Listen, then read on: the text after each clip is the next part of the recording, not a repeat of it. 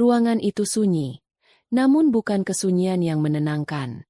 Ini adalah kesunyian yang steril, yang dipaksakan, diselingi oleh bunyi, bip, pelan dan teratur dari monitor jantung di sebelah ranjang. Lara membenci suara itu. Setiap bunyi, bip, terasa seperti hitungan mundur, menandai detik-detik hidupnya yang ia habiskan terbaring tak berdaya. Dari jendela besar di sisi ruangan, ia bisa melihat langit Jakarta yang berwarna abu-abu, sama kelabunya dengan perasaannya. Ia seharusnya berada di Singapura minggu ini, mempresentasikan strategi peluncuran merek untuk klien terbarunya. Sebaliknya, ia terkurung di sini, di ruang VVIP sebuah rumah sakit mewah, dengan diagnosa demam berdarah stadium lanjut. Pembuluh darahnya rapuh, trombositnya anjlok ke level yang membahayakan. Setiap gerakan terasa seperti ada ribuan jarum kecil yang menusuk sendi-sendinya. Kepalanya terasa berat, dipenuhi kabut tebal yang membuatnya sulit berpikir jernih. Selang infus menancap di punggung tangannya, menyalurkan cairan dingin yang membuatnya menggigil meskipun suhu ruangan diatur dengan sempurna. Ia merasa lemah, rapuh, dan sangat sendirian, meskipun suaminya, Baskara, duduk setia di sisinya. Baskara menggenggam tangannya yang tidak diinfus. Genggamannya hangat dan terasa menenangkan, setidaknya di permukaan. Ia tidak melepaskannya selama berjam-jam.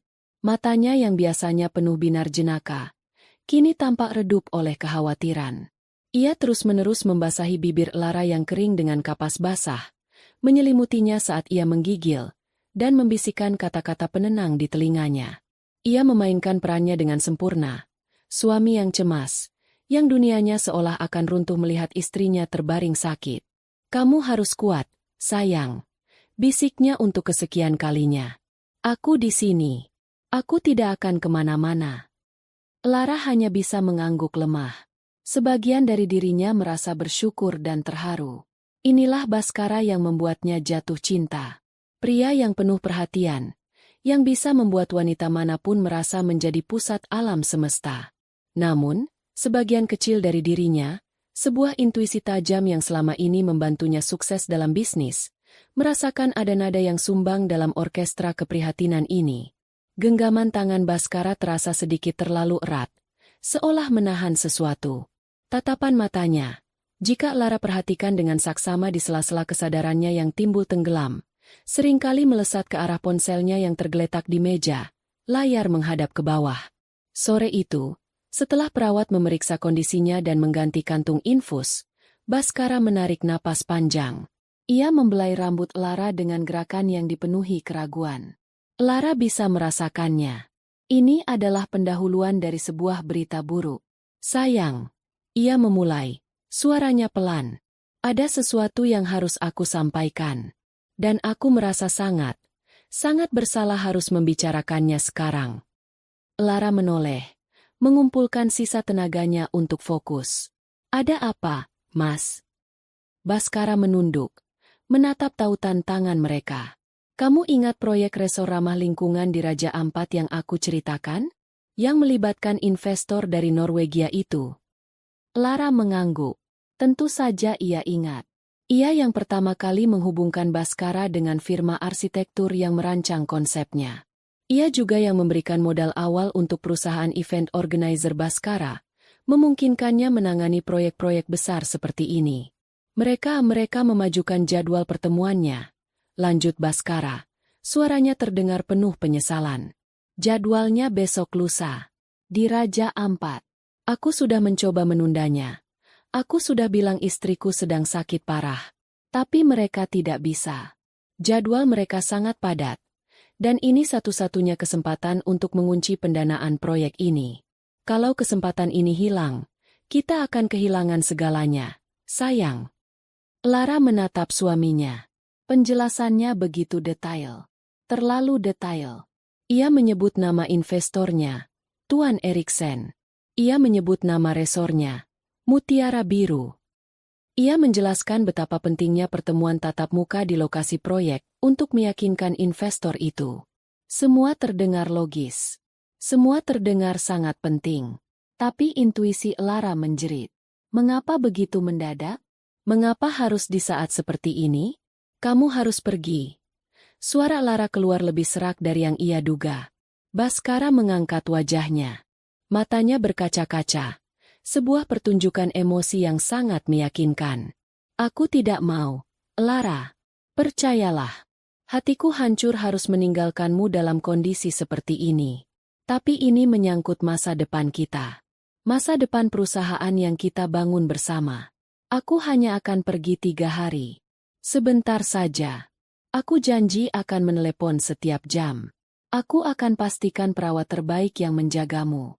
Adikmu, Aditya, juga bisa menemanimu di sini. Ia meremas tangan Lara lebih erat. Ini semua demi kita, sayang. Setelah proyek ini berhasil, kita bisa berlibur keliling Eropa, kemanapun kamu mau. Aku janji. Janji. Baskara selalu pandai mengobrol janji. Janjinya semanis madu, tapi seringkali Lara yang harus memastikan janji itu terwujud. Ia yang bekerja di belakang layar, memastikan keuangan perusahaan tetap sehat, memastikan koneksi bisnis tetap terjaga, sementara Baskara menjadi wajah perusahaan yang menawan. Lara memejamkan matanya. Kabut di kepalanya semakin tebal. Ia terlalu lelah untuk berdebat. Ia terlalu sakit untuk mempertanyakan detail-detail yang terasa janggal. Melawan Baskara saat ia sudah memiliki cerita yang tersusun rapi membutuhkan energi yang sangat besar, dan saat ini, ia bahkan tidak punya energi untuk mengangkat kepalanya dari bantal. Ia hanya ingin semua ini berakhir. Rasa sakit di tubuhnya, dan rasa aneh di hatinya. Pergilah, bisiknya akhirnya. Tapi hati-hati. Dan telepon aku. Wajah Baskara langsung memancarkan kelegaan yang begitu kentara. Meskipun ia berusaha keras menyembunyikannya di balik topeng kesedihan. Ia mencium kening Lara dalam-dalam. Terima kasih, sayang. Terima kasih sudah mengerti. Kamu memang istri terbaik di dunia. Aku janji ini akan sepadan. Aku akan segera kembali. Malam itu, Baskara mengemasi tasnya di sudut ruangan. Lara memperhatikannya dalam diam. Gerakannya terlalu bersemangat untuk seseorang yang akan melakukan perjalanan bisnis yang berat. Ia memilih kemeja linen dan celana pendek, bukan pakaian formal untuk bertemu investor. Saat Lara menanyakannya, Baskara menjawab dengan lancar. Pertemuannya santai, di tepi pantai. Mereka ingin suasana yang kasual. Sebelum pergi, ia memeluk Lara sekali lagi. Pelukannya terasa hampa. Aku mencintaimu. Bisiknya. Aku juga, balas Lara, tapi kata-kata itu terasa seperti kebohongan di lidahnya sendiri.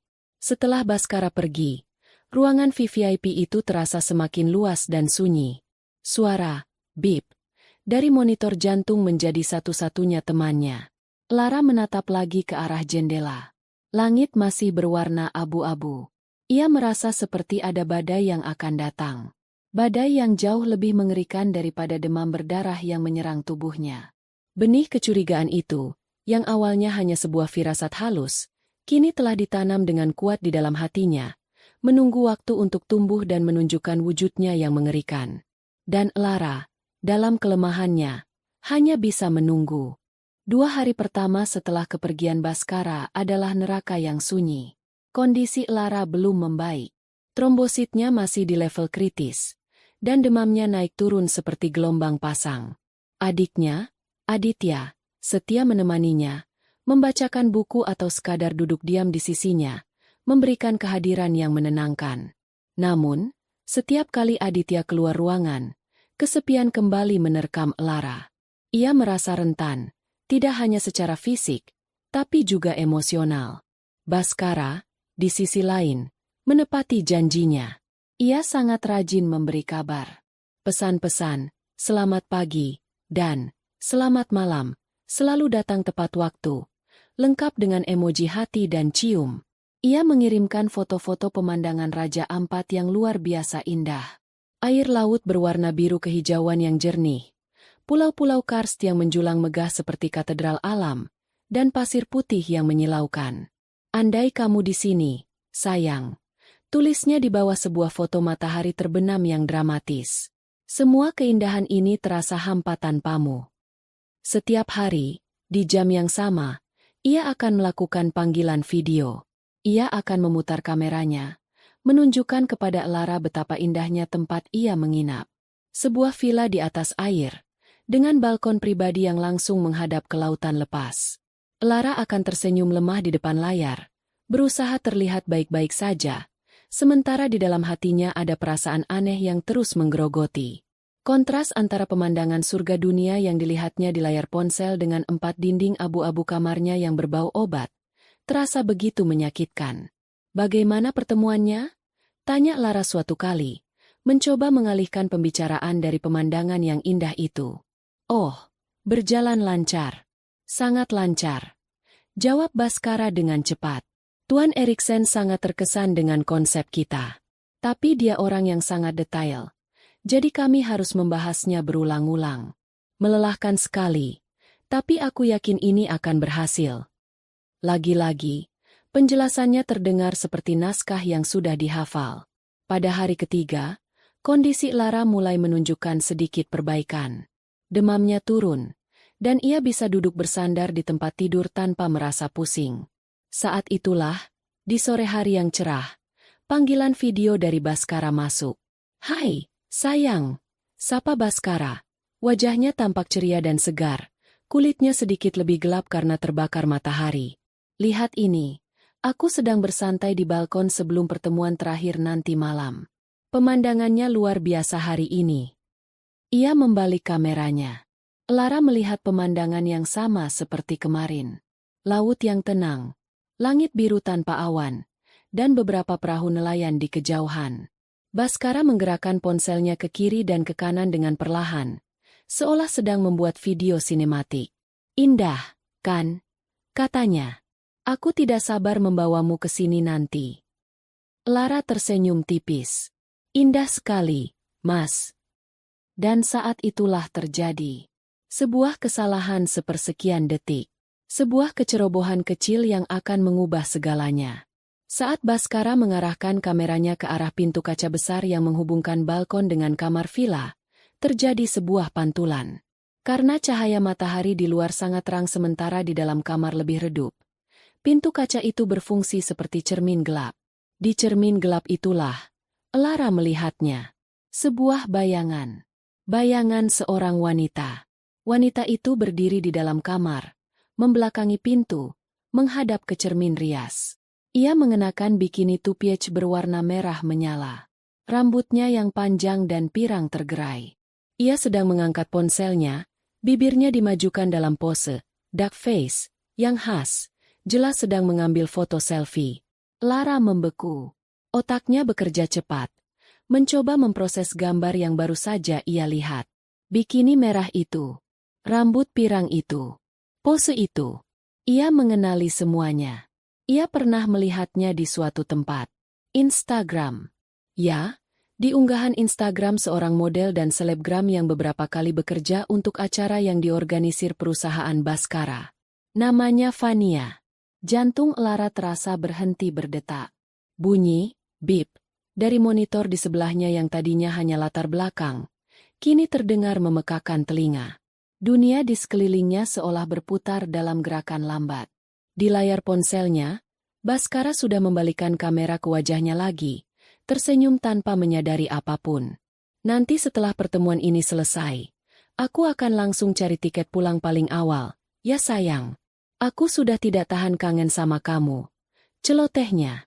Suara Baskara terdengar jauh, seperti datang dari seberang lautan. Lara tidak bisa mendengarnya lagi. Yang bisa ia lihat hanyalah bayangan mengerikan dari bikini merah itu. Jadi ini, Tuan Eriksen. Ini, pertemuan investor, yang sangat penting. Ini alasan mengapa ia ditinggalkan sendirian saat sedang meregang nyawa. Napasnya menjadi sesak. Bukan karena penyakitnya. Ini adalah sesak yang berbeda.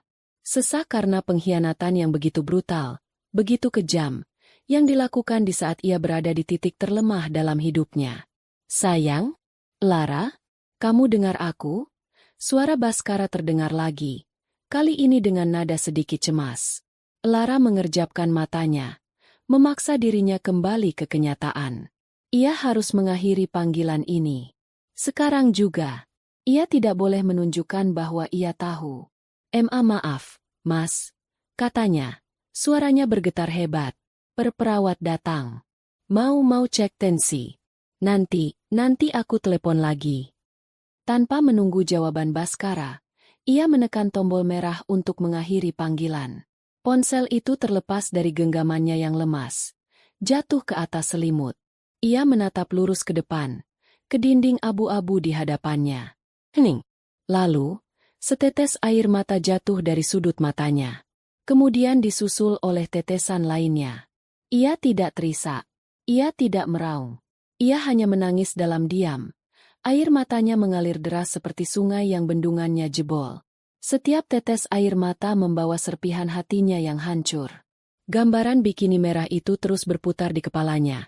Tumpang tindih dengan gambar infus di tangannya. Dengan wajah cemas adiknya. Dengan wajah penuh kepura-puraan Baskara. Rasa sakit fisik yang ia rasakan selama berhari-hari tidak ada apa-apanya dibandingkan dengan rasa sakit ini. Ini adalah rasa sakit yang menggerogoti jiwa. Ia merasa bodoh, naif, dan terhina. Ia merasa seperti lelucon terbesar di dunia. Sementara ia berjuang antara hidup dan mati, suaminya, pria yang ia percayai dengan seluruh hidupnya, sedang bercinta di surga tropis bersama wanita lain, menggunakan uangnya. Ia menangis sampai matanya bengkak dan tenggorokannya kering. Ia menangis sampai tidak ada lagi air mata yang tersisa. Dan di dasar kehancuran itu, saat ia merasa tidak ada lagi yang tersisa dari dirinya, sesuatu yang lain mulai muncul. Sebuah percikan kecil di tengah abu kesedihannya. Percikan itu dingin, gelap, dan tajam. Itu bukan lagi kesedihan. Itu adalah kemarahan. Kemarahan yang murni, yang membeku. Baskara telah melakukan kesalahan terbesar dalam hidupnya. Ia tidak hanya mengkhianati istrinya. Ia telah membangunkan seekor naga yang sedang tertidur. Dan naga ini tidak akan kembali tidur sebelum ia membakar seluruh kebohongan suaminya hingga menjadi debu. Malam itu, perawat yang berjaga menemukan perubahan signifikan pada kondisi Lara. Bukan pada data yang tertera di monitor jantung atau angka trombositnya, melainkan pada sorot matanya. Saat ia masuk untuk memberikan obat, ia tidak lagi menemukan tatapan sayu dan pasrah dari seorang pasien yang lemah. Ia disambut oleh sepasang mata yang tajam, fokus, dan memancarkan cahaya dingin yang membuat bulu kuduknya meremang. Wanita yang terbaring di ranjang itu mungkin masih lemah secara fisik, tapi jiwanya sedang ditempa oleh api amarah menjadi sekeras baja. Air mata Lara sudah kering. Yang tersisa hanyalah endapan garam yang perih di pipinya dan sebuah kejernihan pikiran yang menakutkan. Semua kabut di kepalanya seolah sirna, digantikan oleh fokus yang setajam pisau bedah. Ia memutar ulang gambaran pantulan di kaca itu berulang-ulang, bukan lagi dengan rasa sakit, tapi dengan ketelitian seorang analis yang sedang mempelajari kelemahan lawannya. Setiap detail, bikini merah, pose selfie, senyum puas yang samar-samar terlihat, menjadi bahan bakar bagi mesin pembalasan yang baru saja ia nyalakan di dalam benaknya. Ia meraih ponselnya dengan tangan yang kini terasa lebih mantap. Ia tidak membuka galeri untuk melihat foto-foto kenangan bersama Baskara. Ia tidak membuka media sosial untuk meluapkan amarahnya. Ia membuka kontak teleponnya. Ada dua orang yang ia butuhkan saat ini. Pion dan bentengnya. Panggilan pertama ia tujukan kepada Aditya, adiknya. Telepon berdering 2 kali sebelum diangkat. "Kak, ada apa? Kamu baik-baik saja? Aku baru saja mau ke sana." Suara Aditya terdengar cemas. "Aku baik-baik saja, Adit," jawab Lara. Suaranya terdengar datar dan tanpa emosi, yang justru membuat Aditya semakin khawatir. "Dengarkan aku baik-baik. Aku tidak punya banyak waktu dan tenaga untuk menjelaskan berulang-ulang. Jadi fokus." Aditya terdiam di seberang sana, merasakan perubahan drastis pada nada bicara kakaknya. "Mas Baskara tidak sedang dalam perjalanan dinas," lanjut Lara. "Dia sedang berlibur di Raja Ampat dengan seorang wanita. Namanya Fania. Seorang model. Aku melihatnya dengan mata kepalaku sendiri." Hening sejenak. Lalu, Lara bisa mendengar Aditya mengumpat dengan kasar. "Brengsek. Aku tahu bajingan itu tidak bisa dipercaya. Aku akan pesan tiket pertama ke Sorong besok pagi. Kak, aku akan menyeretnya pulang dan... Berhenti, potong Lara. Suaranya dingin dan tegas. Jangan bodoh. Jangan gunakan ototmu saat kamu punya otak. Kalau kamu ke sana dan membuat keributan, kamu hanya akan memberinya posisi sebagai korban. Aku tidak mau itu. Aditya terdiam. Amarahnya yang meledak-ledak langsung padam oleh perintah kakaknya yang sedingin es. Aku butuh kamu di sini, di Jakarta, kata Lara. Aku butuh kamu menjadi mata, telinga, dan tanganku. Aku butuh kamu bergerak dalam senyap. Aku mau kamu kumpulkan semua bukti digital tentang mereka. Lacak jejak mereka. Media sosial, bukan hanya milik mereka, tapi juga teman-teman mereka. Cari tag lokasi. Komentar, unggahan-unggahan lama. Aku mau tahu sejak kapan ini berlangsung. Ia berhenti sejenak, menarik napas. Dia pasti menggunakan email bersama kita untuk memesan tiket dan hotel. Kata sandinya masih sama seperti tanggal ulang tahun ibu. Masuk ke sana. Cari semua bukti pemesanan. Aku mau tahu mereka menginap di mana. Naik pesawat apa. Pakai tur apa yang mereka ambil. Kumpulkan semuanya dalam satu folder. Jangan ada yang terlewat. Kamu bisa melakukannya. Bisa, Kak. Tentu saja bisa. Jawab Aditya sigap. Ia bukan lagi adik kecil yang emosional, tapi seorang prajurit yang baru saja menerima perintah dari komandannya. Aku akan mulai sekarang juga. Bagus. Kabari aku setiap ada perkembangan. Dan ingat, Adit, jangan sampai ada yang tahu. Terutama dia. Aku mengerti, Kak. Setelah menutup telepon dari Aditya, Lara langsung membuat panggilan kedua. Kali ini ke nomor seorang wanita parubaya yang kontaknya ia simpan dengan nama Ibu Rina, legal. Ibu Rina adalah pengacara kepercayaan keluarga Lara selama puluhan tahun. Selamat malam, Bu Rina. Maaf mengganggu. Ini Lara. Sapanya dengan nada formal. Lara? Ya ampun. Nak, tante dengar kamu di rumah sakit. Bagaimana kondisimu? Suara Ibu Rina terdengar hangat dan keibuan. Kondisi saya akan segera membaik, Bu. Jawab Lara. Saya menelepon bukan sebagai keponakan Anda. Saya menelepon sebagai klien. Saya butuh nasihat hukum yang serius. Kehangatan di suara Ibu Rina langsung berganti dengan profesionalisme. Tentu saja. Ada apa? Saya ingin mempersiapkan gugatan cerai terhadap Baskara, kata Lara tanpa basa-basi. Dan kemungkinan, tuntutan hukum pidana atas penggelapan dana perusahaan. Terdengar helaan napas panjang dari seberang telepon. Tante sudah menduga hari ini akan datang, kata Ibu Rina pelan, lebih pada dirinya sendiri. Baik, Lara, ceritakan semuanya. Lara menceritakan kejadian itu dengan ringkas, akurat, dan tanpa emosi. Ia menjelaskan tentang liburan di Raja Ampat, tentang wanita bernama Fania, dan tentang kecurigaannya bahwa semua ini dibiayai oleh uang perusahaan. Langkah yang bagus dengan menyuruh Aditya mengumpulkan bukti digital. Puji Ibu Rina. Itu akan menjadi fondasi yang kuat. Sekarang, kita perlu memperkuatnya dari sisi keuangan dan hukum aset. Pertama, apakah kalian punya perjanjian pranikah? Tidak ada, Bu. Dulu saya terlalu percaya padanya. Tidak apa-apa. Itu bukan akhir dunia, kata Ibu Rina menenangkan. Perusahaan event organizer itu, modal awalnya 100% dari kamu, kan? Dari dana warisan ayahmu. Betul, Bu. Semua bukti transfernya masih saya simpan. Sangat bagus. Itu artinya kita bisa berargumen bahwa perusahaan itu adalah harta bawaanmu, bukan harta Gonogini. Kita harus segera mengamankan semua dokumen kepemilikan. Akta pendirian, rekening koran perusahaan, sertifikat rumah dan aset lainnya. Di mana kamu menyimpannya? Semua dokumen asli ada di brankas pribadi saya di bank. Sempurna, kata Ibu Rina. Jangan biarkan Baskara memiliki akses ke sana. Untuk sekarang, Jangan lakukan tindakan apapun yang gegabah. Biarkan dia merasa aman dalam kebohongannya. Biarkan dia menikmati surganya. Sementara itu, kita di sini akan mempersiapkan neraka untuk kepulangannya. Saya akan mulai menyusun draft gugatannya besok pagi. Setelah panggilan berakhir, Lara meletakkan ponselnya. Ia menatap langit-langit kamarnya yang putih. Untuk pertama kalinya dalam beberapa hari, ia tidak merasa seperti seorang pasien. Ia merasa seperti seorang jenderal yang sedang memetakan medan pertempuran di dalam tenda komandonya. Ranjang rumah sakit ini bukan lagi tempat ia meratapi nasib, tapi pusat kendali operasinya.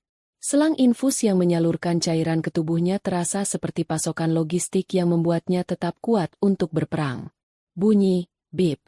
Dari monitor jantung kini terdengar seperti detak metronom yang mengatur ritme rencananya yang sempurna. Air matanya telah berubah menjadi tinta untuk menulis babak akhir dari pernikahannya. Dan ia akan memastikan, babak akhir itu adalah sebuah mahakarya pembalasan. Aditya bergerak secepat kilat. Begitu menerima perintah dari kakaknya, ia mengubah kamarnya menjadi pusat komando dadakan. Laptopnya yang canggih kini menampilkan berbagai jendela peramban, sementara tablet di sebelahnya menampilkan utas pesan yang terus diperbarui dengan Lara. Baginya, ini bukan sekadar tugas. Ini adalah sebuah misi pribadi untuk membalaskan sakit hati kakak perempuan yang sangat ia sayangi. Target pertamanya adalah Fania. Akun Instagram wanita itu memang diatur privat, tapi itu bukan halangan. Aditya adalah seorang digital native sejati. Ia tahu bahwa di dunia maya, tidak ada dinding yang benar-benar rapat. Ia mulai dengan melacak daftar teman-teman Fania yang akunnya terbuka untuk publik. Ia menghabiskan waktu berjam-jam menelusuri ratusan foto dan video, mencari wajah Fania atau Baskara. Dan ia menemukannya.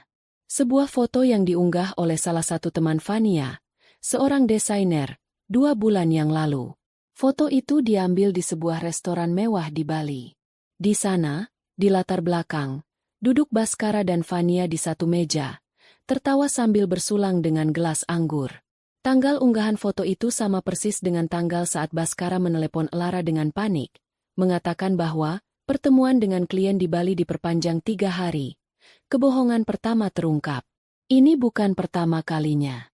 Penemuan itu memicu Aditya untuk menggali lebih dalam. Ia kembali fokus pada Fania.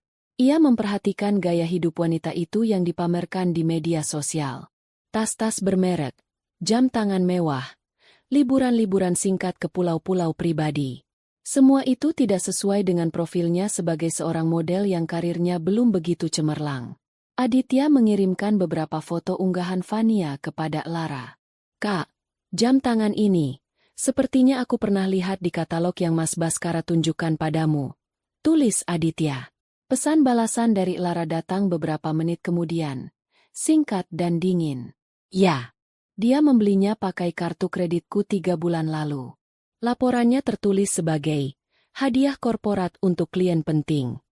Potongan-potongan puzzle mulai menyatu, membentuk sebuah gambar pengkhianatan yang jauh lebih besar dan sistematis dari yang Lara bayangkan. Langkah selanjutnya adalah membobol sarang mereka. Aditya memasukkan kata sandi ke dalam akun email bersama itu. Berhasil. Email itu seperti kotak Pandora yang terbuka. Isinya adalah bukti-bukti yang tak terbantahkan. Ada email konfirmasi pemesanan dari sebuah resor paling mewah dan terpencil di Raja Ampat. Paket yang dipesan bukan paket biasa, melainkan romantik getawai Pakage, yang mencakup villa pribadi di atas air, makan malam diterangi cahaya lilin di pantai, dan sesi spa untuk pasangan. Nama yang tertera di pemesanan adalah Bapak dan Ibu Baskara. Amarah mendidih di dalam diri Aditya. Ia mengambil tangkapan layar dari semua bukti itu dan langsung mengirimkannya ke Lara. Di rumah sakit, Lara menatap layar ponselnya. Tangannya terkepal erat hingga buku-buku jarinya memutih. Ibu Baskara. Wanita itu berani menggunakan namanya. Penghinaan ini tidak akan ia lupakan. Tidak berhenti di situ. Aditya terus menggulir. Ia menemukan puluhan email konfirmasi dari berbagai situs belanja daring. Barang-barang yang dibeli sangat pribadi. gaun-gaun mahal, sepatu hak tinggi, bahkan beberapa set lingerie sutra. Yang membuatnya curiga adalah alamat pengirimannya. Bukan alamat rumah mereka, melainkan alamat sebuah apartemen servis premium di pusat bisnis Jakarta. Aditya langsung melakukan pencarian berdasarkan alamat itu. Ia menemukan bahwa apartemen itu disewa atas nama Baskara.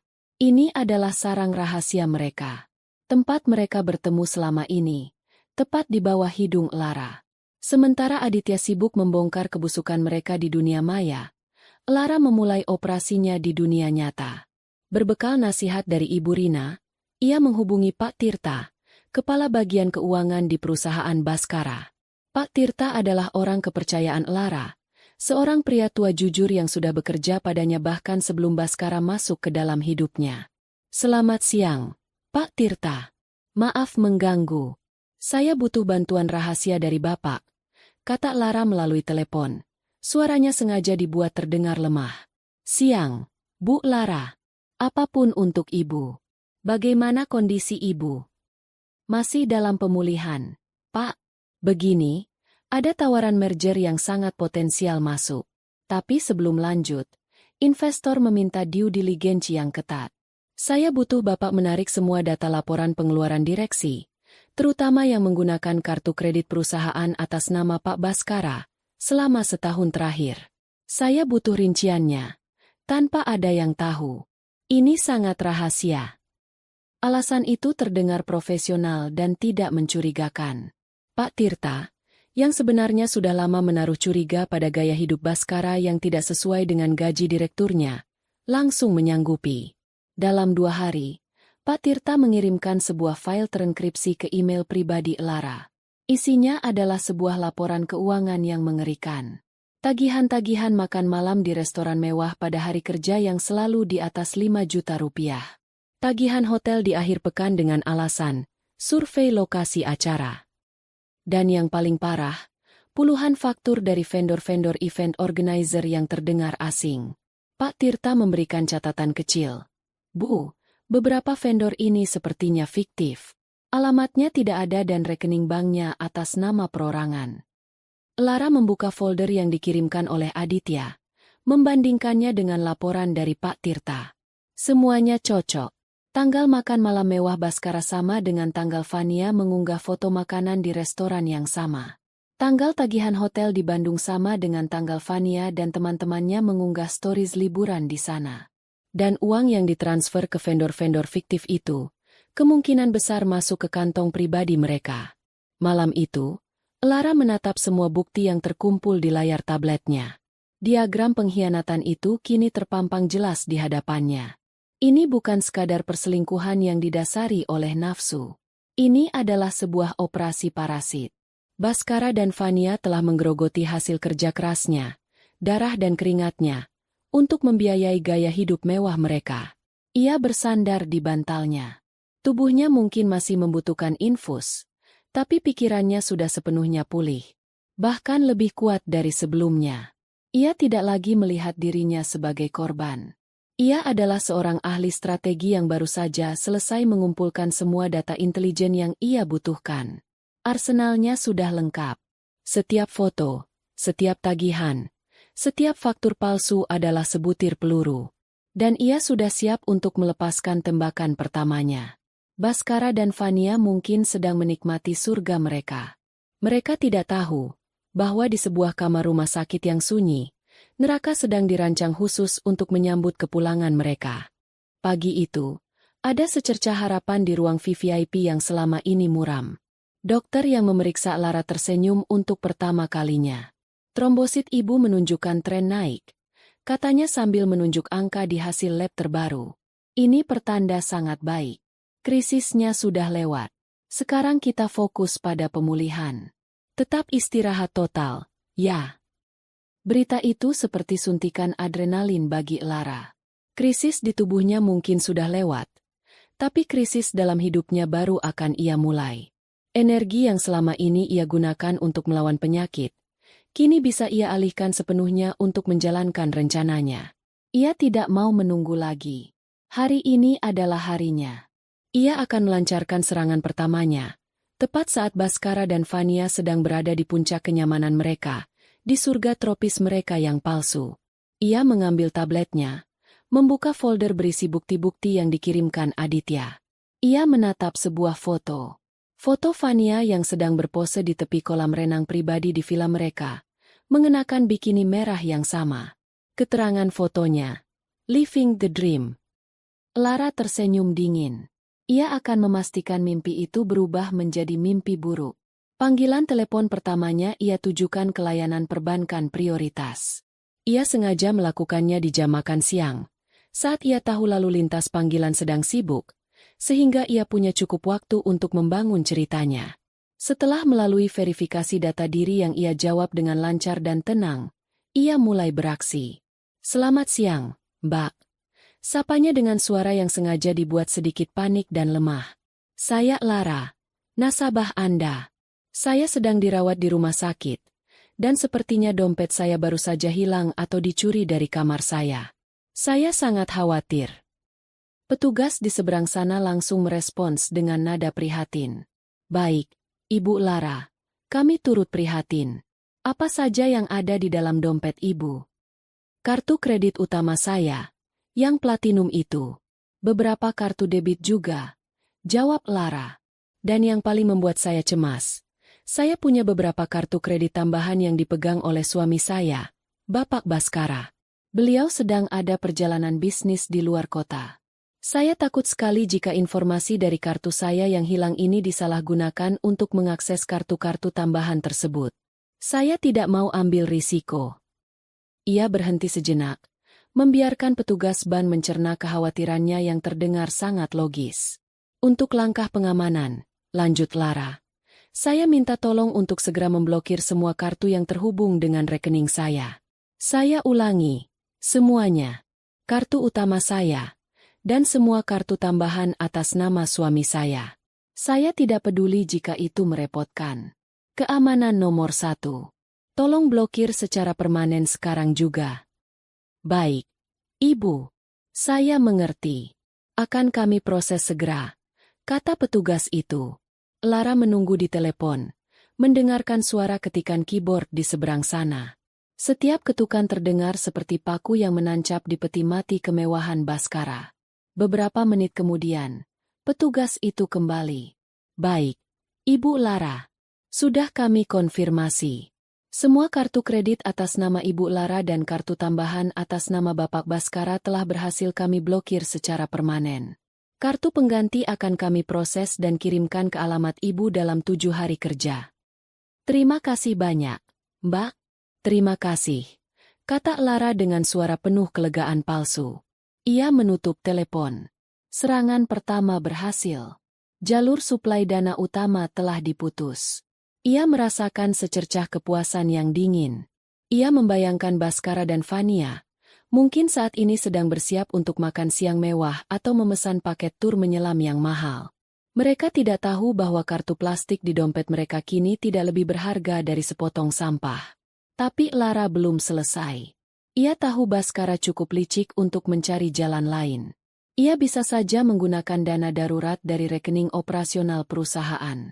Lara tidak akan membiarkan itu terjadi. Panggilan keduanya ia tujukan kepada Pak Tirta. Kali ini, nada suaranya berubah. Tidak ada lagi kepanikan palsu. Yang ada adalah nada tegas seorang pemimpin yang mengambil keputusan sulit. "Pak Tirta, ini Lara. Saya harap Bapak tidak keberatan saya langsung ke intinya," katanya. "Tentu, Bu. Silahkan. Berdasarkan temuan dari data yang Bapak kirimkan, saya melihat ada banyak sekali kejanggalan yang sangat serius. Ini tidak bisa ditolerir," kata Lara. "Demi mengamankan aset perusahaan dari potensi kerugian yang lebih besar, saya sebagai pemilik modal dan direktur utama, memutuskan untuk mengambil langkah darurat." Ia berhenti sejenak, memastikan setiap katanya memiliki bobot yang maksimal. "Terhitung sejak detik ini, saya mencabut seluruh wewenang dan kuasa Bapak Baskara untuk melakukan segala bentuk transaksi keuangan atas nama perusahaan. Ini termasuk akses perbankan daring, penggunaan dana tunai operasional, dan fasilitas perusahaan lainnya. Tolong segera proses pembekuan aksesnya dengan pihak bank. Saya akan kirimkan surat kuasa resminya melalui email. Pak Tirta di seberang sana terdiam sejenak, terkejut oleh ketegasan dan kecepatan keputusan itu. Baik, Bu. Akan saya laksanakan segera. Terima kasih, Pak. Saya percaya pada Bapak, kata Lara, lalu menutup telepon. Kini, semua jalur telah ditutup. Baskara benar-benar terisolasi secara finansial. Lara bersandar di bantalnya. Perangkapnya telah terpasang sempurna. Ia tahu karakter suaminya. Baskara tidak akan langsung panik. Ia akan merasa kesal, mengira ini hanya kesalahan teknis. Ia akan mencoba lagi, di tempat lain. Lalu, saat semua kartunya ditolak, kekesalan itu akan berubah menjadi kebingungan, kemudian kepanikan. Dan benar saja. 3 jam kemudian, ponsel Lara bergetar. Nama, suamiku, terpampang di layar. Lara membiarkannya berdering beberapa saat sebelum mengangkatnya, mempersiapkan dirinya untuk memainkan peran sebagai istri yang sakit dan tidak tahu apa-apa. Halo, Mas? Sapanya dengan suara lemah. Sayang. Akhirnya diangkat juga. Ini ada masalah gila. Suara Baskara terdengar panik dan sangat kesal. Kartu kreditku ditolak semua.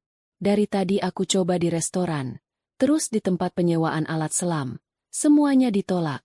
Ini memalukan sekali. Ada apa sih dengan bank kita? Lara diam sejenak, lalu menjawab dengan nada bingung. Hah? Ditolak? Masa sih? Aku nggak tahu apa-apa. Mas, dari tadi aku tidur saja. Coba kamu telepon call centernya sekarang juga. Tanyakan ada apa. Aku nggak bisa hubungi dari sini. Sinyalnya jelek untuk telepon biasa. Desak Baskara. Sekarang, Mas? Lara sengaja membuat suaranya terdengar semakin lemah. Aku nggak kuat. Mas, kepalaku pusing sekali. Perawat baru saja kasih aku obat penurun panas dosis tinggi. Rasanya ngantuk sekali. Mataku berat. Ia menguap dengan meyakinkan. Mungkin kamu coba pakai kartu debitmu dulu? Atau pakai uang tunai? Aku mau istirahat dulu. Ya, Mas. Maaf sekali, nanti kalau sudah baikan aku coba telepon bank. Sebelum Baskara sempat memprotes lebih lanjut, Lara mematikan sambungan telepon. Ia kemudian mengaktifkan mode, jangan ganggu, di ponselnya. Ia tidak akan menerima panggilan lagi hari ini. Ia membayangkan wajah Baskara yang frustrasi, berdiri di bawah terik matahari Raja Ampat, berkeringat bukan hanya karena panas, tapi juga karena panik. Ia membayangkan wajah Fania yang cantik itu mulai cemberut karena fasilitas mewah yang dijanjikan tiba-tiba lenyap. Di dalam kamar rumah sakit yang sejuk dan tenang, Lara menutup matanya. Ia tidak tersenyum. Ia tidak merasakan kegembiraan. Ia hanya merasakan kepuasan yang dingin dan absolut. Ia telah menarik kartu pertamanya. Dan ia tahu, kartu itu telah meruntuhkan fondasi surga palsu mereka. Badai akan segera datang di Raja Ampat. Badai yang ia ciptakan dari ranjang rumah sakitnya. Surga itu runtuh tepat di meja makan. Baskara dan Fania sedang duduk di salah satu restoran terbaik di resor itu.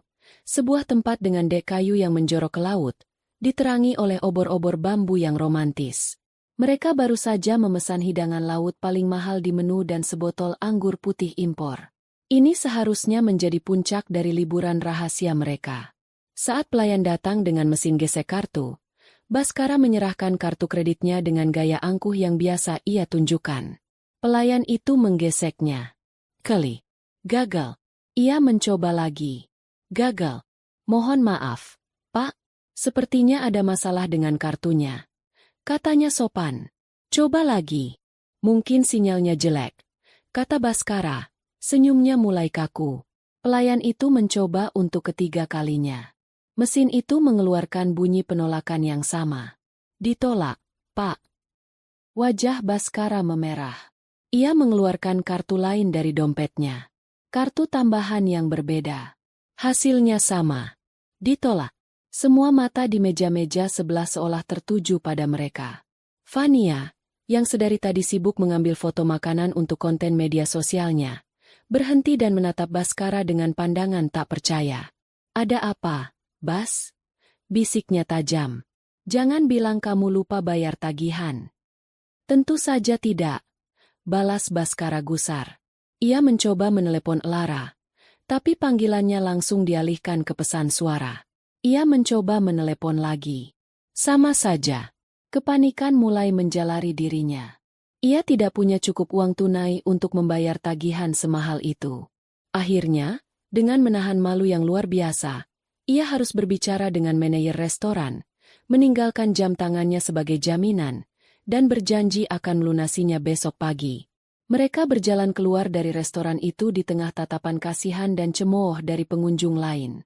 Citra pria sukses dan kaya raya yang selalu Baskara bangun, hancur berkeping-keping dalam satu malam. Begitu pintu villa mereka tertutup, pertengkaran hebat pun meledak. "Ini memalukan sekali, Baskara!" teriak Fania, melempar tas tangannya ke sofa. "Aku tidak pernah semalu ini seumur hidupku. Apa kata orang nanti kalau tahu? Bagaimana bisa semua kartumu diblokir?"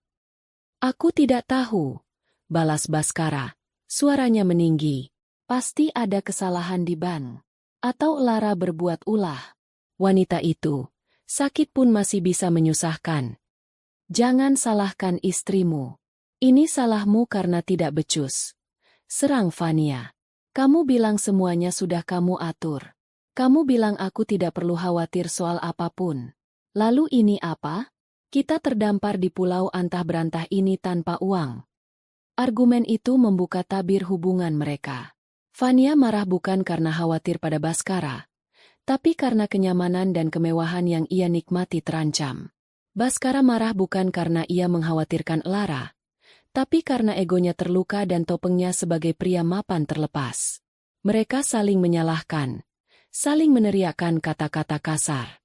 Villa mewah yang tadinya menjadi saksi bisu kemesraan mereka, kini menjadi arena pertarungan yang sengit. Keesokan harinya, keadaan menjadi lebih buruk. Mereka tidak bisa lagi memesan makanan dari layanan kamar. Mereka tidak bisa mengikuti tur snorkeling yang sudah mereka rencanakan. Mereka benar-benar terkurung di dalam sangkar emas mereka. Baskara menghabiskan sepanjang pagi mencoba menghubungi Lara, namun ponselnya tetap tidak aktif. Ia mencoba menghubungi bank, tapi karena ia hanya pemegang kartu tambahan, mereka tidak bisa memberikan informasi apapun tanpa persetujuan pemegang kartu utama. Putus asa, ia menelepon salah satu temannya di Jakarta, berbohong tentang dompetnya yang dicuri dan membutuhkan dana darurat untuk pulang. Temannya setuju untuk mentransfer sejumlah uang, tapi jumlahnya jauh dari cukup untuk melunasi tagihan hotel mereka yang sudah membengkak, apalagi untuk membeli tiket pesawat kelas bisnis. "Hanya segini?" keluh Fania saat melihat nominal transfer di ponsel Baskara. "Ini bahkan tidak cukup untuk membayar satu malam di villa ini." "Lalu aku harus bagaimana lagi?" bentak Baskara. "Kamu pikir mudah mencari pinjaman di saat seperti ini?" Hari-hari berikutnya adalah siksaan. Mereka hidup dari sisa uang tunai dan dana transfer yang terbatas. Mereka terpaksa membeli mie instan dan air mineral dari warung kecil di desa terdekat, memakannya diam-diam di villa mewah mereka agar tidak ketahuan staf hotel. Pemandangan laut yang indah kini terasa seperti penjara. Fania tidak lagi berdandan atau mengambil foto.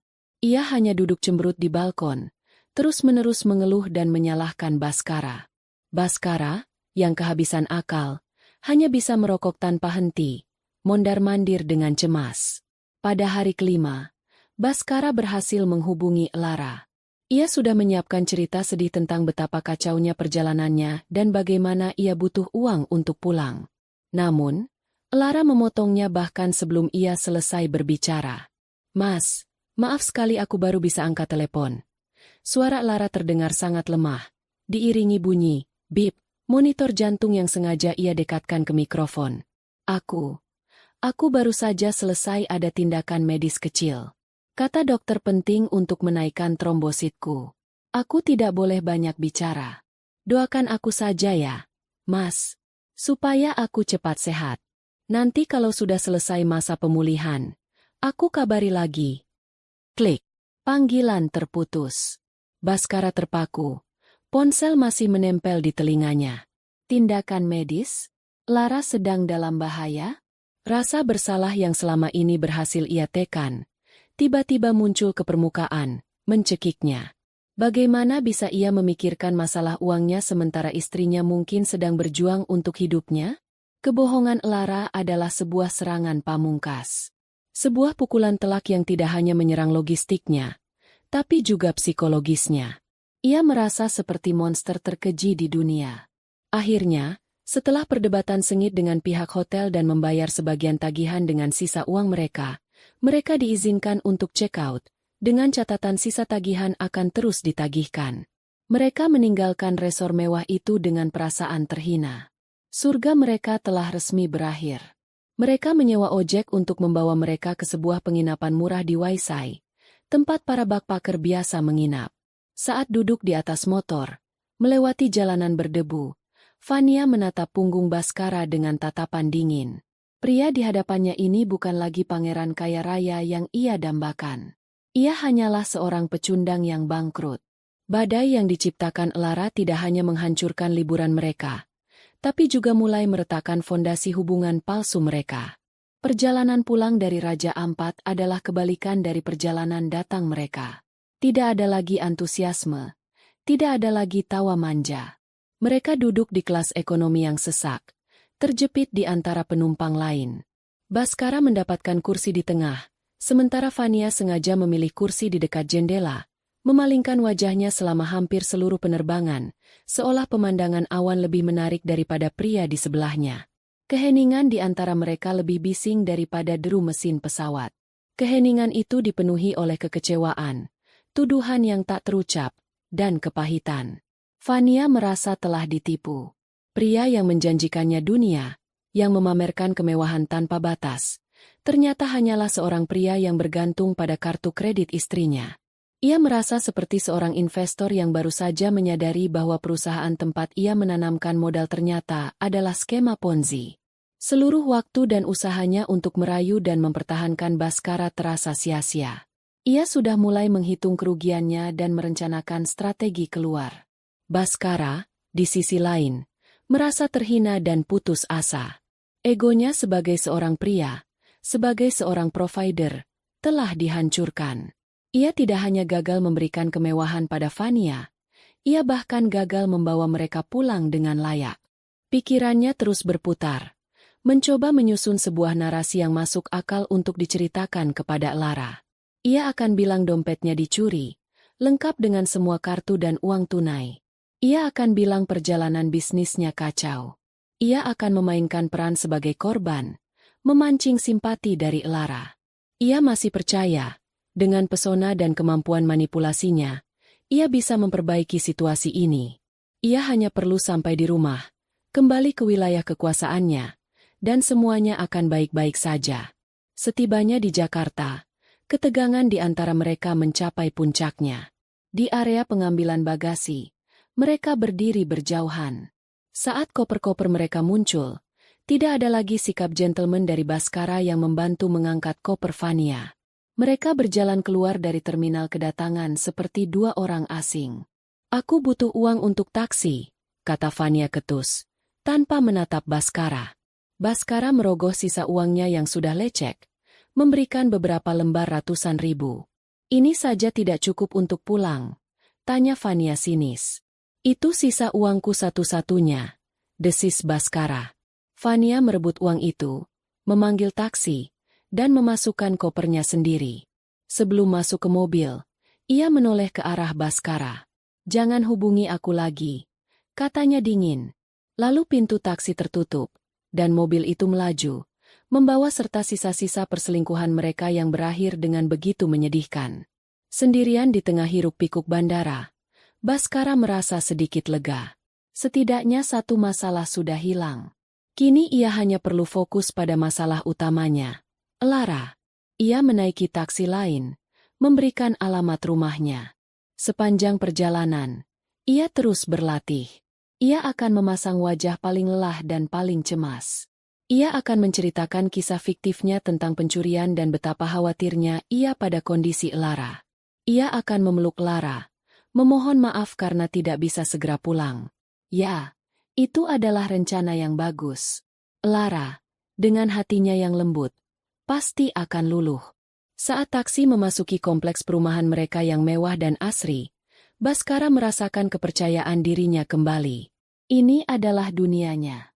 Rumah-rumah besar, mobil-mobil mahal, jalanan yang bersih. Ia adalah bagian dari semua ini. Ia adalah raja di istananya. Namun, saat taksi itu berhenti tepat di depan gerbang rumahnya, pemandangan yang menyambutnya membuat jantungnya berhenti berdetak. Di sana, di luar gerbang, tergeletak 2 buah kopernya. Koper-koper mahal yang sama yang ia tinggalkan di rumah sebelum berangkat. Koper itu diletakkan dengan rapi di samping sebuah pot tanaman palem besar. Seolah-olah itu adalah barang antaran yang salah alamat. Rasa dingin yang aneh mulai merayapi punggungnya. Ia membayar ongkos taksi dengan terburu-buru, turun dari mobil, dan mendekati gerbang. Ia mengeluarkan kuncinya dari saku. Saat ia mencoba memasukkannya ke lubang kunci, kunci itu tidak bisa masuk. Ia menunduk dan melihat sesuatu yang membuat darahnya seolah membeku. Sebuah gembok baru yang besar dan berkilauan terpasang di sana. Gembok yang belum pernah ia lihat seumur hidupnya. Ia terkunci di luar rumahnya sendiri. "Lara!" teriaknya. Tangannya menggedor-gedor gerbang besi yang kokoh itu. "Lara, buka pintunya. Aku pulang." Tidak ada jawaban.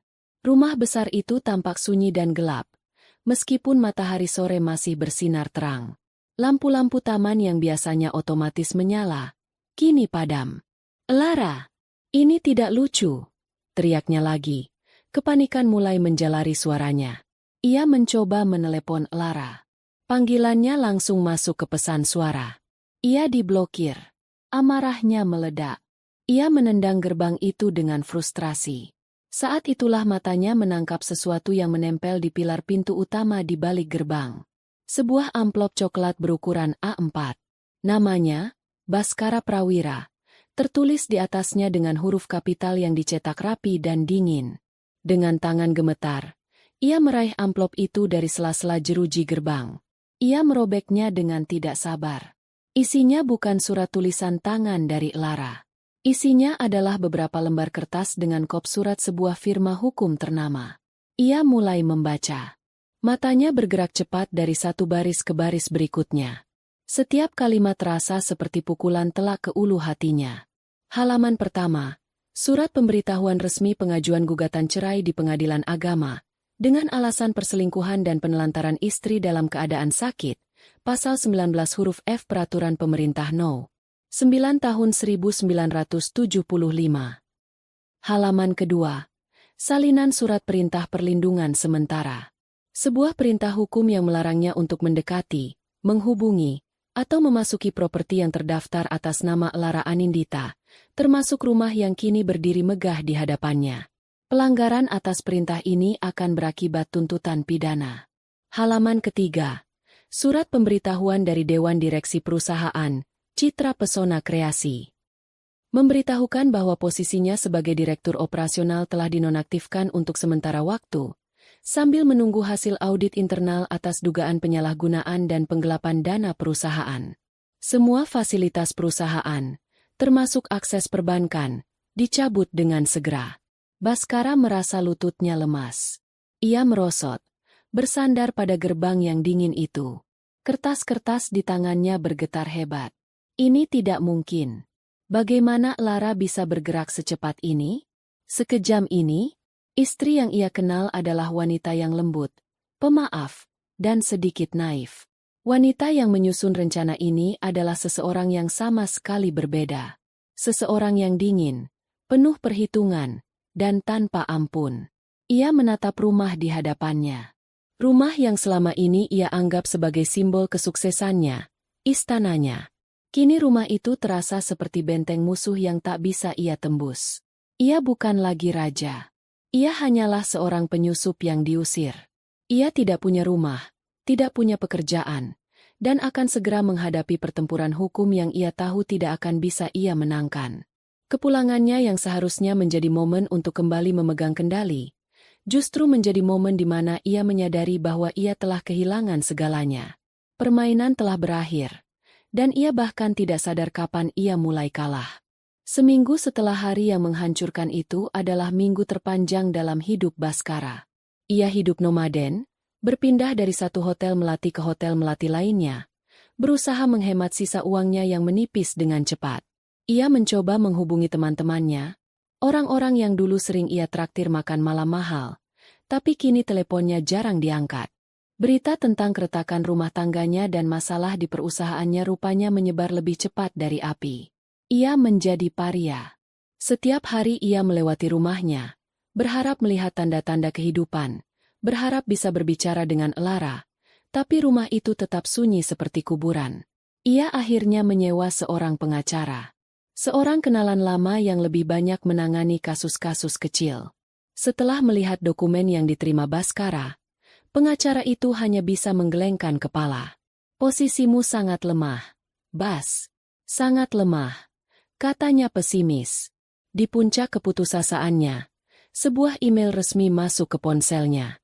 Sebuah undangan. Bukan, ini lebih terasa seperti sebuah panggilan menghadap.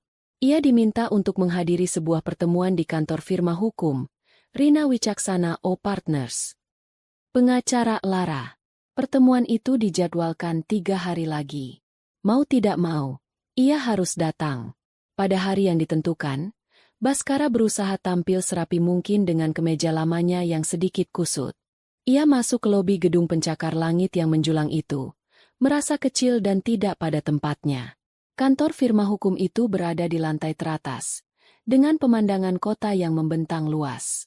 Semuanya memancarkan aura kekuasaan dan kemahalan, kontras dengan kehidupannya yang kini berantakan. Seorang sekretaris mengantarnya ke sebuah ruang rapat besar. Di dalam, di balik meja mahoni panjang yang mengilap, lawan-lawannya sudah menunggu. Di tengah, duduk Lara. Baskara nyaris tidak mengenalinya. Wanita di hadapannya bukan lagi istri lemah yang ia tinggalkan di rumah sakit. Lara tampak bersinar. Ia sehat, segar, dan rambutnya ditata dengan sempurna.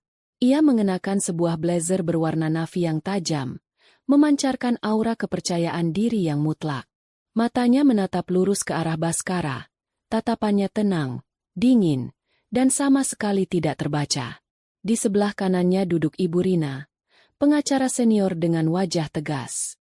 Di sebelah kirinya, duduk Aditya, menatap Baskara dengan kebencian yang nyaris tidak disembunyikan. Baskara duduk di kursi kosong di seberang mereka, di samping pengacaranya yang tampak gugup. Papan catur telah tertata. Dan ia tahu, ia berada di pihak yang akan kalah. Ia mencoba memulai dengan strategi andalannya, pesona dan manipulasi. Lara, sayang. Ia memulai, suaranya dibuat serak dan penuh penyesalan. Aku tahu aku salah. Aku bisa jelaskan semuanya. Ini semua hanya salah paham. Ibu Rina mengangkat tangannya, menghentikan kalimat Baskara. Selamat pagi, Bapak Baskara, katanya dengan nada formal yang dingin. Mohon maaf, kita di sini bukan untuk mendengarkan drama personal. Kita di sini untuk mendiskusikan fakta dan mencari resolusi yang efisien. Klien kami tidak tertarik dengan penjelasan Anda. Rasa panas menjalar di wajah Baskara. Ia dipermalukan bahkan sebelum memulai. Baiklah, kata Ibu Rina, membuka sebuah map tebal di hadapannya. Mari kita mulai. Aditya menekan sebuah tombol di laptopnya, dan proyektor di ruangan itu menyala, menampilkan sebuah gambar di dinding putih. Gambar pertama adalah foto Baskara dan Fania yang sedang bersulang di Bali, yang diambil dari unggahan teman Fania. Tanggalnya tertera dengan jelas. Ini adalah perjalanan dinas Anda ke Bali 3 bulan yang lalu, bukan? Tanya Ibu Rina. Layar berganti. Kini menampilkan salinan tagihan kartu kredit Lara. Dan ini adalah tagihan makan malam di restoran yang sama, pada tanggal yang sama, yang Anda klaim sebagai jamuan makan malam dengan klien. Lanjutnya, Baskara hanya bisa diam. Wajahnya mulai pucat. Layar terus berganti, menampilkan rentetan bukti yang menghantamnya bertubi-tubi. Foto Fania mengenakan jam tangan mahal, disandingkan dengan tagihan pembelian jam tangan itu yang diklaim sebagai hadiah akhir tahun untuk mitra bisnis. Email konfirmasi pemesanan. Romantik getawai Pakage. Di Raja Ampat. Foto-foto mesra mereka yang berhasil dilacak oleh Aditya dari berbagai sumber. Kemudian, presentasi beralih ke bagian keuangan. Laporan audit dari Pak Tirta ditampilkan. Diagram alur dana yang rumit menunjukkan bagaimana uang dari rekening perusahaan mengalir ke vendor-vendor fiktif, yang rekeningnya kemudian terlacak dimiliki oleh kerabat jauh Fania. Lalu, ada salinan kontrak sewa apartemen rahasia mereka, yang biayanya dibebankan ke perusahaan sebagai sewa kantor cabang pembantu. Setiap bukti baru yang ditampilkan terasa seperti sebuah paku yang menancap lebih dalam ke peti matinya. Pengacaranya hanya bisa menunduk, tidak sanggup berkata apa-apa. Tidak ada celah untuk membantah. Bukti-bukti itu terlalu kuat, terlalu lengkap, dan terlalu mematikan. Setelah slide terakhir, sebuah foto Fania yang sedang selfie di dalam kamar villa dengan bikini merahnya, yang ironisnya berhasil dipulihkan oleh Aditya dari data cadangan ponsel Fania, ditampilkan, proyektor dimatikan. Ruangan kembali terang, menyoroti wajah Baskara yang sudah pucat pasi. Saat itulah Lara berbicara untuk pertama kalinya. Suaranya tenang, tapi setiap kata terdengar seperti vonis. "Kamu punya dua pilihan, Baskara," katanya, menatap lurus ke mata pria yang pernah menjadi suaminya. "Pilihan pertama, kamu melawan. Kamu melawan gugatan cerai ini di pengadilan. Jika itu yang kamu pilih, maka besok pagi, semua bukti penggelapan dana ini akan saya serahkan ke Divisi Kejahatan Ekonomi di kepolisian. Bukan hanya kamu, Fania juga akan saya jadikan tersangka sebagai penadah dana. Kalian berdua akan berakhir di penjara. Karir, nama baik, dan kebebasan kalian akan hilang selamanya." Ia berhenti sejenak, membiarkan ancaman itu meresap. "Pilihan kedua," lanjutnya. "Kamu menandatangani semua dokumen di hadapanmu sekarang juga. Dokumen perceraian tanpa syarat. Dokumen pengalihan 50% sahammu di perusahaan kepadaku sebagai ganti rugi atas dana yang kamu curi. Dokumen perjanjian untuk tidak menuntut harta gonogini sepeser pun. Dan dokumen perjanjian untuk tidak pernah muncul lagi dalam kehidupanku. Jika kamu memilih ini," Lara menyimpulkan, "saya akan mempertimbangkan untuk menyimpan bukti-bukti kriminal ini sebagai koleksi pribadi saja." Pengacara Baskara mendorong setumpuk dokumen ke hadapannya. Itu bukan lagi pilihan. Itu adalah sebuah ultimatum. Sebuah jalan keluar dari kehancuran total menuju kehancuran yang tidak separah itu. Papan catur telah dibalik. Bidak yang malang, yang mengira dirinya adalah raja, kini tidak punya langkah lain selain menyerah pada sang ratu. Dengan tangan gemetar, Baskara mengambil pena. Ia kalah. Pena itu terasa berat di tangan Baskara, seolah terbuat dari timah. Dengan satu tarikan napas terakhir yang bergetar, ia membubuhkan tanda tangannya di atas materai. Satu persatu, di setiap lembar dokumen yang disodorkan oleh pengacaranya yang berwajah pasi. Surat persetujuan cerai. Surat pengalihan saham. Surat pernyataan pelepasan hak atas harta bersama. Setiap goresan pena adalah sayatan yang memutuskan tali terakhir yang menghubungkannya dengan kehidupan lamanya yang gemerlap. Setelah tanda tangan terakhir dibubuhkan, Ibu Rina memeriksa semua dokumen dengan teliti. Ia mengangguk puas. "Baiklah," katanya. Suaranya tidak mengandung simpati sedikit pun. "Pertemuan ini selesai. Salinan dokumen akan dikirimkan ke kantor pengacara Anda." Itu adalah sebuah pengusiran yang sopan. Baskara bangkit. Kakinya terasa seperti jeli. Ia tidak berani menatap Lara. Ia hanya berjalan keluar dari ruang rapat itu. Punggungnya terasa seperti ditusuk oleh tatapan dingin Aditya.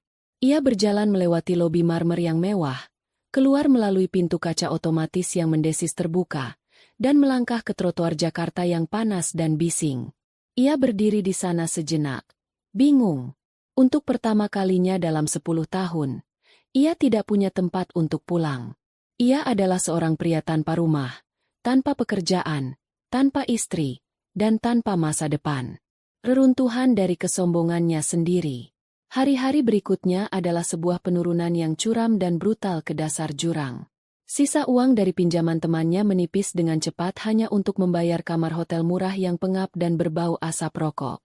Ia mencoba menghubungi Fania, bukan karena cinta, tapi karena putus asa. Mungkin Fania masih punya sedikit uang, atau setidaknya bisa memberinya tempat menumpang. Panggilannya tidak diangkat. Pesannya hanya dibaca. Ia akhirnya menemukan Fania melalui unggahan media sosial temannya. Ia mendatangi kafe mewah tempat foto itu diambil. Ia melihat Fania di sana, duduk di meja sudut, tertawa manja dengan seorang pria tambun berumur yang mengenakan jam tangan Rolex emas. Baskara mendekati meja mereka dengan ragu. "Fania," panggilnya pelan. Fania menoleh. Senyum di wajahnya langsung lenyap, digantikan oleh ekspresi jijik. "Mau apa kamu di sini?" desisnya. Aku butuh bantuan," kata Baskara, menelan harga dirinya. Fania tertawa sinis. "Bantuan? Pria bangkrut sepertimu mau minta bantuan padaku? Dengar ya, Bas, hubungan kita sudah selesai. Salahmu sendiri memilih istri yang salah untuk dikhianati. Sekarang pergi, sebelum kamu membuatku malu." Pria tambun di sebelahnya menatap Baskara dengan pandangan merendahkan. Baskara merasa seluruh darah di tubuhnya surut ke kaki. Ia berbalik dan berjalan keluar dari kafe itu, diiringi oleh tawa kecil dari meja Fania. Itulah akhir dari cinta mereka. Ia mencoba mencari pekerjaan, tapi reputasinya telah mendahuluinya. Di dunia bisnis event organizer yang kecil dan saling terhubung, berita tentang bagaimana ia digulingkan dari perusahaannya sendiri karena skandal selingkuh dan penggelapan dana telah menjadi rahasia umum. Tidak ada yang mau menyentuhnya. Ia ditolak di mana-mana. Akhirnya, ia terpaksa menjual beberapa barang pribadi yang tersisa, pindah dari hotel ke sebuah kamar kos sempit di gang becek di pinggiran kota. Kamarnya hanya cukup untuk satu kasur dan satu lemari kecil. Setiap malam, ia makan mie instan, ditemani oleh suara tikus di langit-langit dan penyesalan yang menggerogotinya tanpa henti. Sementara Baskara tenggelam dalam reruntuhannya, Lara justru sibuk membangun kembali. Sehari setelah pertemuan di kantor pengacara, ia datang ke kantor Citra Pesona Kreasi. Kedatangannya disambut dengan tatapan cemas dan bisik-bisik dari para karyawan. Ia mengabaikan itu semua dan langsung mengadakan rapat darurat dengan seluruh staf. Ia berdiri di depan mereka. Penampilannya tenang dan berwibawa. "Selamat pagi semuanya," sapanya. "Seperti yang mungkin sudah kalian dengar, akan ada perubahan besar dalam struktur kepemimpinan perusahaan ini. Terhitung mulai hari ini, Bapak Baskara tidak lagi menjadi bagian dari perusahaan. Saya, Lara Anindita, sebagai pendiri dan pemilik saham sepenuhnya, akan mengambil alih kendali operasional secara langsung." Ia tidak perlu menjelaskan alasannya. Keheningan di ruangan itu sudah cukup menjelaskan bahwa semua orang mengerti. "Saya tahu ada banyak ketidakpastian," lanjutnya. "Tapi saya ingin kalian tahu satu hal. Perusahaan ini tidak akan runtuh. Sebaliknya, kita akan membangunnya kembali menjadi lebih kuat, lebih besar, dan lebih baik. Kita akan membangunnya di atas fondasi yang baru, fondasi integritas, transparansi, dan kerja keras yang tulus." Ia kemudian memaparkan rencananya. Ia mengumumkan promosi Pak Tirta menjadi Direktur Keuangan yang baru, sebuah keputusan yang disambut dengan tepuk tangan lega dari para karyawan senior yang menghormati Pak Tirta. Ia mengumumkan akan mengganti nama perusahaan, untuk menandai era yang baru. Citra Pesona Kreasi, nama yang dipilih Baskara, akan segera pensiun. Hari-hari berikutnya, Lara bekerja tanpa lelah. Ia seperti seorang ahli restorasi yang memperbaiki sebuah bangunan bersejarah yang rusak dari dalam. Ia merombak sistem keuangan, membenahi alur kerja, dan bertemu dengan setiap klien satu persatu untuk meyakinkan mereka bahwa perusahaan berada di tangan yang aman. Ia juga mulai membersihkan jejak Baskara dari kehidupan pribadinya. Ia menyumbangkan semua pakaian dan barang-barang pribadi Baskara yang tersisa di rumah. Ia menyewa jasa desainer interior untuk mengubah ruang kerja Baskara menjadi sebuah studio seni yang terang, tempat ia bisa melukis lagi. Rumah yang tadinya terasa dingin dan penuh kenangan buruk, perlahan kembali menjadi sebuah rumah yang hangat, yang mencerminkan kepribadiannya sendiri. Kontras antara kehidupan mereka begitu tajam. Suatu malam, saat Baskara sedang duduk di pinggir ranjangnya yang reot, menatap dinding kamarnya yang berjamur, Lara sedang berada di sebuah acara jamuan makan malam penting. Ia baru saja berhasil memenangkan tender untuk menyelenggarakan sebuah konferensi internasional, proyek terbesar dalam sejarah perusahaannya. Ia tampak anggun dalam balutan gaun malam, bersulang dengan para klien penting, senyumnya tulus dan penuh percaya diri. Di waktu yang lain, saat Baskara sedang mengantre untuk membeli nasi warteg dengan sisa uang terakhirnya, sebuah majalah bisnis terkemuka baru saja merilis artikel utama mereka.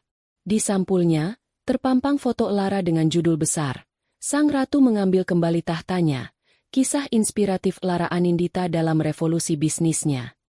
Artikel itu memujinya sebagai ikon kepemimpinan wanita yang tangguh dan visioner.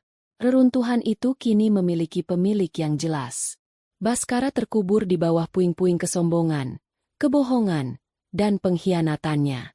Sementara Lara, ia berdiri tegak di atas puing-puing pernikahannya yang hancur, tidak untuk meratapinya, tapi untuk menjadikannya fondasi dalam membangun sebuah kerajaan baru yang jauh lebih megah.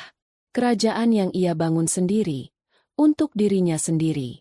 1 tahun berlalu. Waktu, seperti air, mengalir tanpa henti, mengikis kenangan pahit dan menumbuhkan kehidupan baru di atas tanah yang tadinya tandus. Bagi Lara, 1 tahun itu adalah periode transformasi yang luar biasa. Malam itu, ia berdiri di atas panggung sebuah ballroom hotel yang gemerlap. Ia mengenakan gaun berwarna perak yang berkilauan di bawah sorotan lampu, memegang sebuah piala kristal yang berat di tangannya. Perusahaannya, yang kini bernama Lara Creations, baru saja memenangkan penghargaan sebagai event organizer terbaik tahun ini. Ia mendekati mikrofon, menatap ratusan wajah di hadapannya yang bertepuk tangan meriah. Di meja depan, ia bisa melihat Aditya dan Pak Tirta tersenyum bangga. "Terima kasih," ia memulai. Suaranya jernih dan penuh rasa syukur. Setahun yang lalu, perusahaan ini berada di titik terendahnya. Ada banyak yang meragukan apakah kami bisa bertahan. Tapi malam ini, kami berdiri di sini. Ini bukan kemenangan saya. Ini adalah kemenangan sebuah tim yang percaya pada kekuatan integritas. Ini adalah bukti bahwa ketika kita membangun sesuatu di atas kejujuran dan kerja keras, fondasinya tidak akan pernah runtuh. Pidatonya singkat, tapi pesannya kuat. Ia tidak menyebut masa lalunya, tapi semua orang di industri itu tahu cerita di baliknya. Ia tidak berbicara tentang balas dendam, tapi tentang kebangkitan. Ia telah mengubah narasi hidupnya, dari kisah seorang istri yang dikhianati menjadi kisah seorang pemimpin yang menginspirasi. Setelah acara selesai, ia menolak ajakan untuk pergi ke pesta perayaan. Ia hanya ingin pulang. Sopirnya mengantarnya melewati jalanan Jakarta di malam hari. Saat mobil berhenti di lampu merah, matanya tanpa sengaja menangkap sebuah pemandangan di seberang jalan. Di sebuah dealer mobil bekas yang terang benderang, beberapa orang sales sedang berkumpul. Salah satunya, yang berdiri sedikit di pinggir, tampak sangat familiar. Pria itu lebih kurus, rambutnya sedikit menipis, dan senyum yang ia pasang untuk seorang calon pembeli tampak dipaksakan dan lelah. Itu adalah Baskara. Lara menatapnya selama beberapa detik. Tidak ada rasa benci, tidak ada rasa kasihan, tidak ada rasa puas. Ia tidak merasakan apa-apa. Pria itu kini benar-benar hanya bagian dari masa lalunya yang jauh. Seperti teman sekelas di sekolah dasar yang nyaris tidak ia ingat namanya. Saat lampu berubah hijau dan mobil kembali melaju, ia memalingkan wajahnya tanpa berpikir 2 kali. Bab itu telah benar-benar ditutup. Rumahnya menyambutnya dengan kehangatan. Tidak ada lagi keheningan yang menyesakkan. Kini rumah itu diisi oleh lukisan-lukisan karyanya yang berwarna cerah di dinding, rak-rak buku yang penuh, dan seekor kucing adopsi yang langsung menggesekkan badannya di kakinya. Rumah itu adalah cerminan jiwanya. Penuh warna, mandiri, dan damai. Sebulan kemudian, Lara memutuskan untuk mengambil liburan. Bukan liburan mewah untuk pamer, tapi sebuah perjalanan untuk dirinya sendiri. Ia tidak pergi ke Eropa atau Maldives. Ia memilih untuk pergi ke Sumba. Ia menyewa sebuah villa kecil yang menghadap langsung ke padang sabana yang luas dan lautan yang biru. Pada pagi terakhirnya di sana, ia bangun sebelum matahari terbit. Ia membuat secangkir kopi, membawa buku catatannya, dan duduk di teras kayu villanya, menghadap ke timur. Perlahan, langit yang gelap mulai berubah warna. Semburat jingga, merah muda, dan ungu mulai melukis cakrawala. Udara terasa segar dan bersih. Ia membuka buku catatannya. Di halaman pertama, ia menulis sebuah judul, Babak Baru. Ia mulai menulis, bukan tentang masa lalu, tapi tentang masa depan. Tentang rencana untuk membuka cabang baru, Lara Creations, di Bali. Tentang ide untuk mendirikan sebuah yayasan yang membantu para wanita korban kekerasan dalam rumah tangga untuk bangkit dan mandiri secara finansial. Tentang keinginannya untuk belajar menyelam dan menjelajahi keindahan bawah laut Indonesia. Keindahan yang sesungguhnya. Saat garis pertama matahari muncul di ufuk, menyebarkan cahaya keemasannya ke seluruh penjuru negeri, Lara meletakkan penanya. Ia menatap fajar yang baru itu. Fajar yang begitu indah, begitu penuh janji. Ia teringat pada foto-foto surga palsu yang pernah dikirimkan Baskara kepadanya. Pemandangan di hadapannya saat ini jauh lebih indah. Bukan karena lokasinya, tapi karena ia melihatnya dengan mata yang berbeda. Ia tidak lagi membutuhkan orang lain untuk menciptakan surga untuknya. Ia telah melalui nerakanya sendiri, berjalan melewati apinya, dan keluar menjadi pribadi yang utuh. Ia telah belajar bahwa kebahagiaan sejati bukanlah tentang memiliki pernikahan yang sempurna atau kehidupan yang tanpa ideal di mata orang lain. Kebahagiaan sejati adalah memiliki dirinya sendiri. Sepenuhnya, tanpa syarat. Ia tersenyum. Senyum yang tulus, damai, dan penuh kekuatan. Ia menghirup udara pagi yang segar dalam-dalam. Fajar telah tiba. Dan Lara, sang ratu di kerajaannya sendiri, siap untuk menyambut hari yang baru.